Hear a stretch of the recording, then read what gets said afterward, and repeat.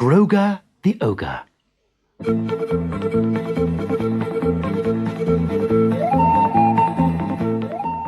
In the land of the Red Ogres, in a village made of mud, there lived a father ogre and a mother ogre and a little boy ogre called Grogre. Grogre's father was very, very big and dark red, with thick green claws, long, sharp green teeth, and 3 green horns. He was incredibly strong, with a very loud, roaring voice. But like most red ogres, he was not very clever. Grogre's mother was bright red, with shiny green lips and a long red and green horn. She was not as big as the father ogre, but she was wiser. You can tell red mother ogres are wise because they have 3 green eyes. Fathers have only 1 or 2. Grogre, dear, I wish you'd go out and play with me. Like all little ogres, Grogre was pink, and he had no horns.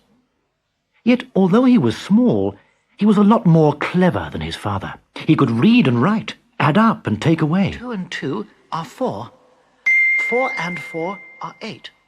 Now, to turn red, all little ogres have to kill a monster.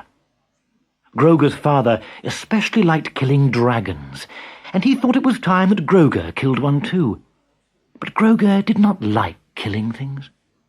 Worse still, although his father did not know it, Grogre had made friends with a wise old yellow dragon called Zagan. Grogre liked nothing better than sitting in Zagan's warm lair, listening to tales of monsters, far-off lands, and the wonderful golden ogres who were gentle, brave, and clever. Ago, you know, in far-off lands, When Grogre's father found out about Zagan, he was furious. "Dragons are for killing, not talking to," He roared.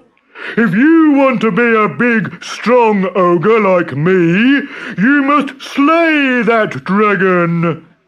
Smoke began to pour out from his nostrils, and his horns shot bolts of lightning. Grogre inched backwards out of the house, and as his father lumbered after him, he ran off down the road as fast as he could. Grogre did not stop running until he reached Zagan's lair, and then, shedding bright green tears, he told the dragon what had happened. "You must fly away, Zagan," he said sadly. The dragon looked thoughtfully over the rim of his spectacles. You could become a golden ogre, you know. Golden ogres never kill anything unless they really have to. "How can I become a golden ogre? I'd have to do some wonderful deed, and I'm only little." Zagan shuffled off down the passage, beckoning Grogre to follow. Far away, in the shadow of a lonely mountain, there is a land where everyone is afraid. "What are they afraid of?" asked Grogre. They are afraid of a huge, slimy monster that lives in the mountain. Every night it oozes out of its cave and crawls into the villages, devouring ogres and dragons alike, leaving a foul trail of green slime. Grogre shuddered. At the end of the passage was a room full of old maps and weird instruments. "But why hasn't some brave ogre killed the monster?" asked Grogre. It's far too terrible and strong. It can only be killed when it's asleep in its cave. But the monster can change shape, and its cave can only be reached by a passage far too narrow for an ogre."